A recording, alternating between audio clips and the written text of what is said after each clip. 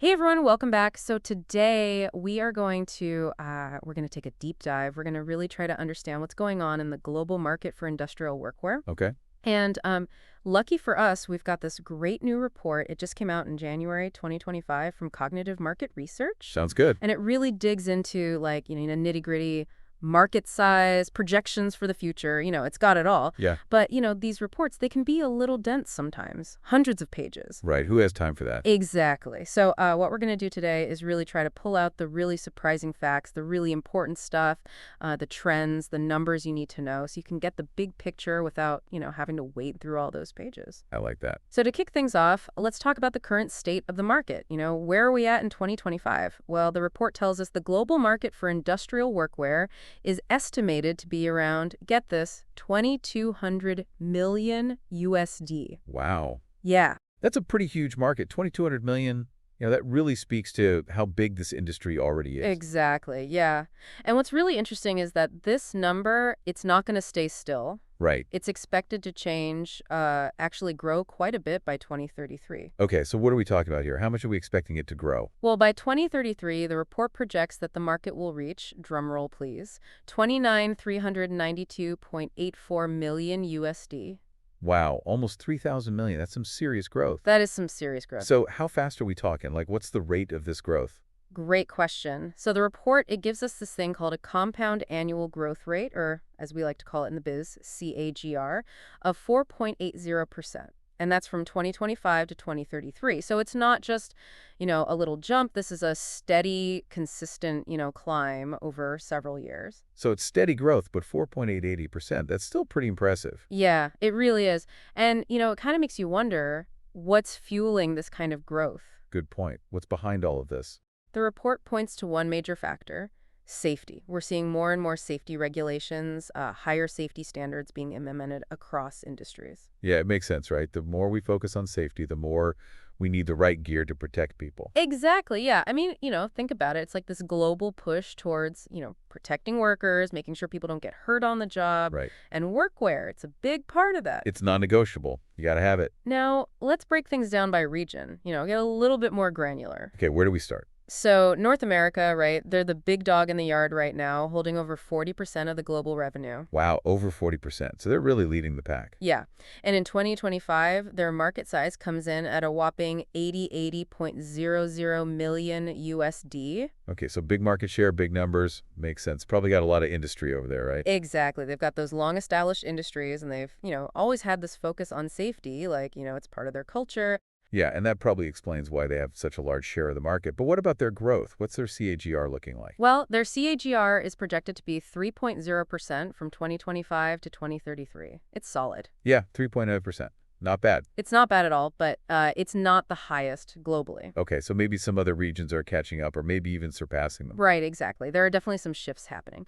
But before we jump to those other regions, let's zoom in a little bit more on North America. Okay, sounds good. So if we look within North America, the U.S. is the powerhouse. In 2025, their market size is estimated at 6,375.12 million USD with a CAGR of 2.8%. Then you have Canada at 969.60 million with a slightly higher CAGR of 3.8%. Okay. And then Mexico is coming in at 735.28 million with a 3.5% CAGR. So you can see growth is happening across the whole continent, but maybe at slightly different paces. Yeah, it's interesting to see how those numbers vary even within the same region. Right. And, the report, it points to some key drivers in North America. And this is going to sound familiar. Hit me with it. Stringent safety regulations. Okay, yeah, we talked about Big that. focus on worker protection. But here's something interesting. What's that? Advancements in fabric technology. Oh, interesting. So it's not just about meeting the basic safety requirements anymore. Right, exactly. It's about, not just protecting people, but making sure they're comfortable, that the gear is durable, Yeah. that it can really stand up to the demands of the job. And then, there are these trends like corporate social responsibility and sustainability that are also influencing things. Oh, so we're talking about eco-friendly workwear becoming more important. Exactly, yeah. Especially in North America. That's a big deal. Okay. Now let's hop across the pond to Europe. Okay, how does Europe compare? So Europe is no slouch. They hold over 30% of the global revenue, with a market size in 2025 of 60.00 million USD. Okay, so still a huge market even if it's not as big as North America. Exactly. What about their growth rate? So their projected CAGR is 3.3% from 2025 to 2033, which is a little bit, a touch more than North America's overall growth. Okay, so maybe things are heating up a bit more in Europe compared to North America. What do you think is driving that? Europe has a really solid industrial base Right. and well-defined safety standards, so that's a big part of it. But, they're also really pushing to improve worker safety even further, and they're, adopting a lot of those new material technologies that we were just talking about. Okay, big sense. Now, just like we did with North America, let's take a closer look at some individual countries in Europe. Sure. So the UK, their market in 2025 is estimated to be around 118.08 million USD with a CAGR of 4.1%. Okay, so that's a pretty good chunk of the European market. Yeah, and then you've got France at 557.52 million with a CAGR of 2.5%. Germany, they're actually the leader in Europe, at 1199.88 million USD with a 3.5% CAGR. Wow, Germany's really pulling ahead there. They are, and then you have Italy, they're estimated to be at 521.16 million with a 2.7% CAGR. Okay, that's pretty close to France. Right. And moving further east, you have Russia at 939.30 million with a 2.3% CAGR and Spain at 496.92 million with a 2.4% CAGR. All right. So we're getting a good sense of the bigger players in Europe. Yeah, definitely. What about some of the smaller markets? Okay, so for some of the smaller markets, we have Luxembourg at 187.86 million with a 3.4% CAGR, Portugal at 127.26 million with a CAGR of 3.1%, and Greece at 72.72 million with a 3.6% CAGR. And the rest of Europe, collectively, that comes in at 939.30 million, but they actually have the lowest CAGR at 2.0%. Okay, so it's interesting to see that even within Europe, you've got this wide range of growth rates. Yeah, so lots of numbers there, I know, but it really shows you like how diverse Europe is economically. Yeah, and how different countries are, kind of approaching this whole industrial workwear thing at their own pace. Right, and one thing that the report kind of highlights that's really interesting is that, similar to North America, the big drivers in Europe are those stringent safety regulation, that emphasis on worker comfort, and you guessed it, advancements in fabric technology. So it seems like those are really global trends that are influencing the market. They really are, but there's also something else, that the report specifically calls out for Europe, and that is the rise of eco-conscious consumers. Oh, right. That makes sense. We're seeing this push towards sustainability. Right. It's a big deal in Europe, so it's impacting the workwear market there too. Definitely. And I imagine the growth in those emerging industries in Europe is also playing a role in those varying growth rates that you mentioned. Oh, yeah, absolutely. Now buckle up because we're about to talk about the region where things are really, really taking off. Okay. I'm intrigued. Which region is that? Asia Pacific. Asia Pacific. Currently, they hold about 23% of the global revenue with a market size of 4,646.00 million USD in 2025. But hold on to your hats because their projected CAGR is a whopping 6.8% from 2025 to 2033. Whoa, 6.8%. That's the highest we've seen so far, The right? highest of any region. So while North America is kind of, sitting pretty right now, Asia Pacific, they're coming in hot. So a major power shift is on the horizon. I think so. And we should really be paying attention to what's happening over there. Absolutely. And, it's not just the region as a whole that's growing. Individual countries are seeing some impressive numbers. China, for example, their market size in 2025 is 1951.32 million USD, and they have a projected CAGR of 6.3%. Okay, so China is definitely a major player in that growth. Oh, huge. What about other countries in the region? All right, so India, they're showing some really impressive growth too, with a market size of 557.52 million USD in 2025 and a high CAGR of 8.6%. Wow, 8.6%. That's really strong. It is. And then you have Japan at 641.15 million with a 5.3% CAGR, South Korea at 464.60 million with 5.9%, Australia at 241.59 million with a CAGR of 6.5%, and Southeast Asia, they're at 320.57 million but with a very strong 7.8% CAGR.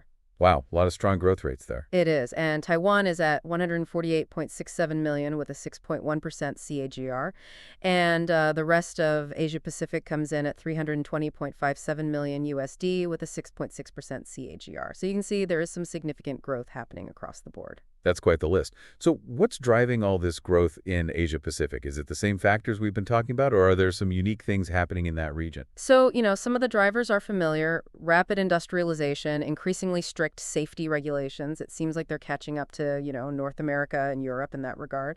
And there's also this rising awareness about safety in general. But there are some other factors at play too, like, they have expanding infrastructure, rising disposable incomes, which means people might be able to afford higher quality workwear. And of course, let's not forget those advancements in fabric technology. Yeah, so it's like a perfect storm of factors coming together to drive this growth. Exactly. And I think it's really important to, keep an eye on this region because they're poised to become a major force in the workwear market. For sure. I mean, you combine that rapid industrialization with the increasing focus on enforcing those safety regulations, and you've got, like you said, a perfect storm.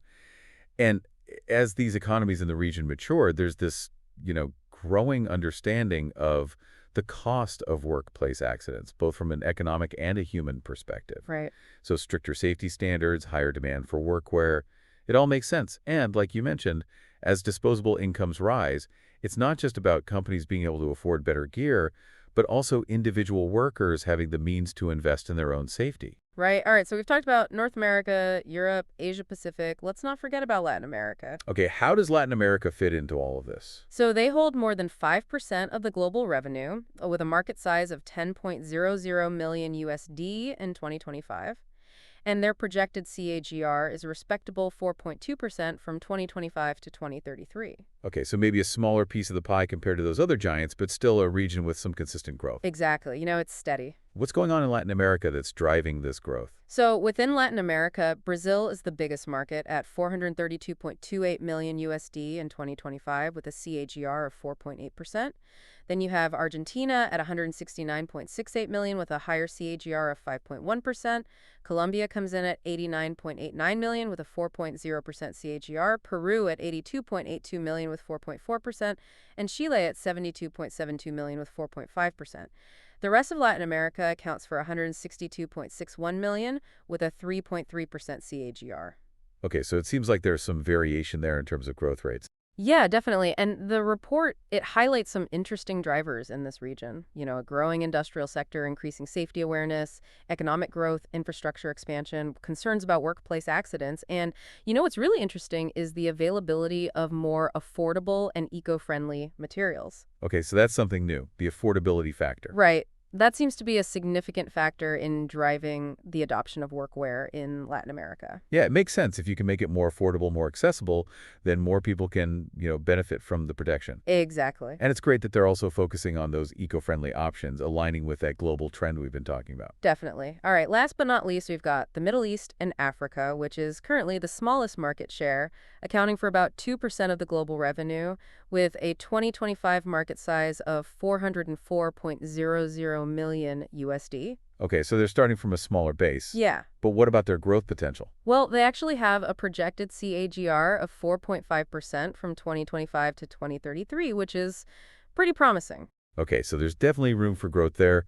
What's happening in the Middle East and Africa that's driving this growth? Okay, so within the MEA region, the GCC countries have the largest market at 172.91 million USD in 2025 with a strong CAGR of 5.3%. Okay. They're followed by South Africa at 63.83 million USD with an even higher CAGR of 5.5%. Egypt and Nigeria are both at 42.42 million USD with CAGRs of 4.8% and 3.6% respectively. Turkey comes in at 34.74 million USD with a 4.0% CAGR, and the rest of the MEA region is at 47.67 million USD with a 3.5% CAGR. So even within MEA, there's variation, but overall, the region is showing promising growth. Yeah, 4.5% is definitely not too shabby. Right. And the report points to some specific drivers that are unique to this region, things like growth in the industrial sectors, government regulations that are really focused on safety, and large-scale infrastructure projects, especially in those GCC countries. And we're seeing this rising awareness about safety in general and a move towards more advanced workwear. Okay, so they're not just catching up, but they're really starting to embrace those advanced technologies and solutions. Exactly. And I think, those infrastructure projects, they're a big deal. Right. They're really boosting demand for workwear in construction and related industries. And the fact that governments are taking safety more seriously, implementing and enforcing those regulations, that's really crucial for market growth in this region. It is. It really sets the stage for sustained growth and a greater focus on worker protection. Okay, so we've covered like the overall growth, the regional differences. Now let's dive into how this market is segmented, broken down into different categories. All right, sounds good. What are some of the ways they're slicing and dicing this market? The report looks at it from a few different angles. By the type of workwear, by its application, the industries that are using it, the fit type, and how it's being distributed. Okay, so a pretty comprehensive breakdown. Yeah. And starting with the type of workwear, the dominant segment, no surprise here, is topwear. Okay, so shirts, jackets, that kind of thing? Exactly. It makes sense, right? It's the essential protection, comfort, visibility, and you need it across so many different industries. Yeah, it's like the foundation of any workwear ensemble. It really is. But the fastest growing segment in terms of workwear type, this one might surprise you, is footwear. Oh, interesting. So more focus on protecting people's feet. Exactly. It seems like there's a growing emphasis on safety, comfort, and protection for workers' feet, and this is especially true in industries like construction, manufacturing, and logistics. Yeah, those are industries where foot injuries are a real risk. Right. So it seems like there's, more attention being paid to that now. Definitely a good thing. I mean, it's about time, right? It really is. Now, let's talk about application. All right, what are we talking about in terms of application? So, flame and heat-resistant garments, that's currently the biggest segment, Makes sense. right? I mean, when you think about industries like oil and gas, construction, manufacturing, there's some serious risks there. Yeah, fire hazards, extreme temperatures, you definitely need the right gear for that. Exactly. But the segment that's growing the fastest in terms of application is electric arc protection. Oh, so protection from electrical hazard. Exactly. Interesting. What's driving that growth? So a couple of things. We're seeing stricter safety regulations, and there's also just a greater awareness of the dangers of working with electricity, especially in sectors like construction and energy. Yeah, electrical hazards, those are no joke. No, they're not. And, having the right gear can literally mean the difference between life and death. Absolutely. So it makes sense that this segment is seeing such rapid growth. Okay, so we talked about the type of workwear, how it's used. Now, who are the primary end users? Okay, yeah, who's buying all this workwear? So the manufacturing sector, they're currently the dominant segment, which is logical when you think about the huge number of people working in factories, warehouses, production facilities all over the world. Yeah, the sheer volume of workers in manufacturing, it's massive. It is, but the construction sector, that's the fastest growing end user segment. And this kind of ties back to what we were talking about earlier, the growth in Asia Pacific, the focus on infrastructure projects globally. Yeah, all that construction activity is driving the demand for workwear in that sector. It really is. Okay, let's move on to fit type. All right, what are we talking about here? So right now, unisex designs are the most common. Oh, so one size fits all, basically. Sort of, yeah. And the report suggests this is mainly because it's more versatile, it makes managing inventory simpler, and it can save employers money. Okay, so it's a practical choice. Very practical. But the segment that's experiencing the fastest growth in fit type is women's workwear. Oh, great to hear that. Yeah, this is due to, more women entering the industrial workforce and a demand for workwear that's specifically designed for them, that fits better, that's more comfortable. It's about time, right? It really is. So, this is a really positive development. It shows that the industry is starting to recognize and cater to the needs of female workers. Absolutely. It's about inclusivity and recognizing that, not everyone fits the same mold. And honestly, providing workwear that fits properly is also a safety issue. That's a great point. You want everyone to be able to move freely and comfortably and have the right protection, regardless of their gender. Absolutely. Okay, last segment we're going to cover is distribution channels. How is this workwear getting to the people who need it? Okay, interesting. What are we seeing there? So offline channels like brick and mortar stores, they're still dominant right now. Yeah, I could see why. You probably want to try things on, make sure it fits right. Exactly. And, people might want to talk to someone, get advice on specific safety features, things like that. But the distribution channel that's growing like crazy is online sales. Oh, online, of course. Yeah, this is just like, the trend we're seeing everywhere. E-commerce is taking over. Convenience, wider selection. It just makes sense. Right. So, if you're looking to buy workwear, online is becoming a really important option. Definitely. Especially if you know what you're looking for or if it's a repeat purchase. All right, so we've covered a lot of ground. We've looked at the overall market, the regions, the segments. Now, let's just kind of circle back for a second and touch on those key market drivers that we talked about earlier. Okay, yeah, good idea. Let's recap those main drivers. So, the report really emphasizes this demand for workwear that's both durable and comfortable. Right, makes sense.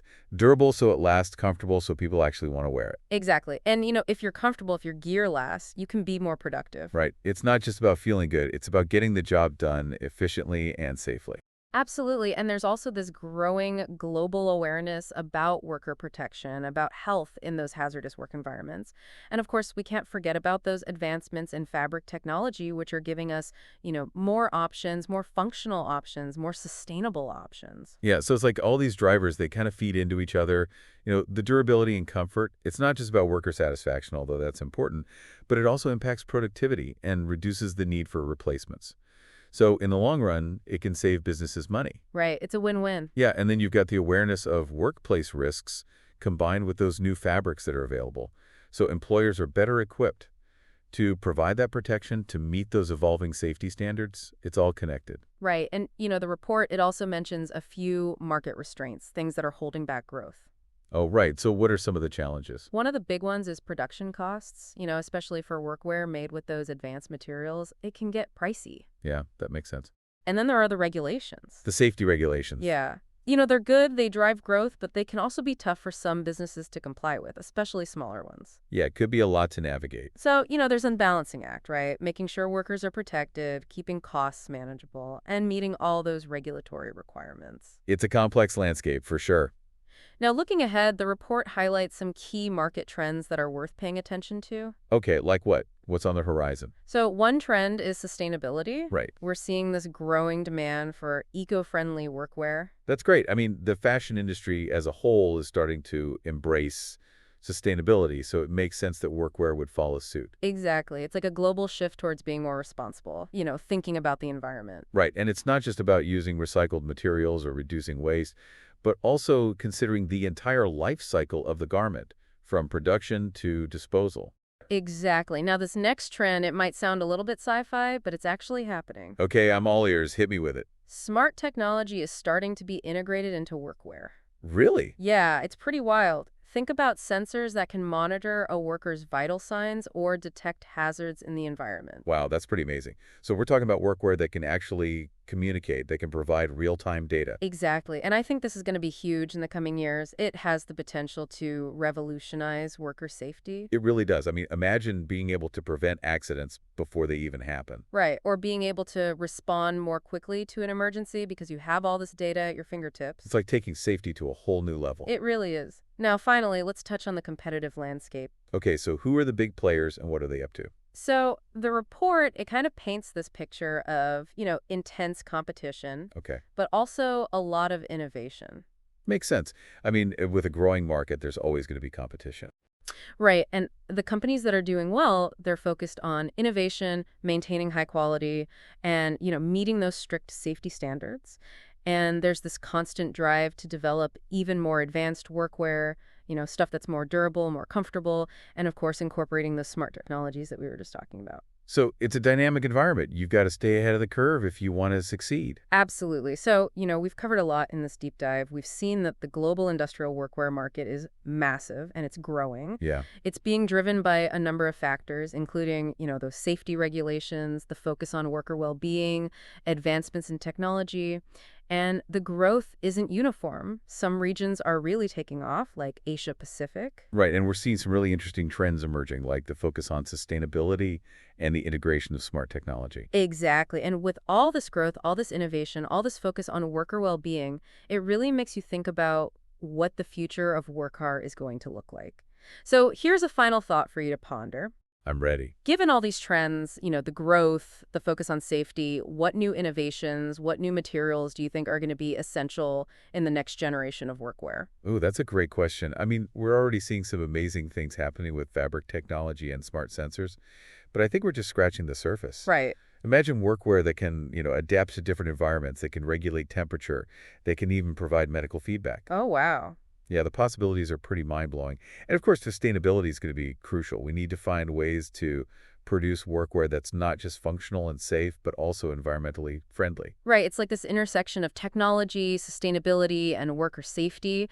And, it's an exciting time to be following this industry. Who knows what the future holds? I can't wait to see what they come up with next. Me too. And thanks for joining us for this deep dive. It's been a fascinating journey. Absolutely. Thanks for having me. Until next time, stay safe out there Yeah, stay safe, everyone.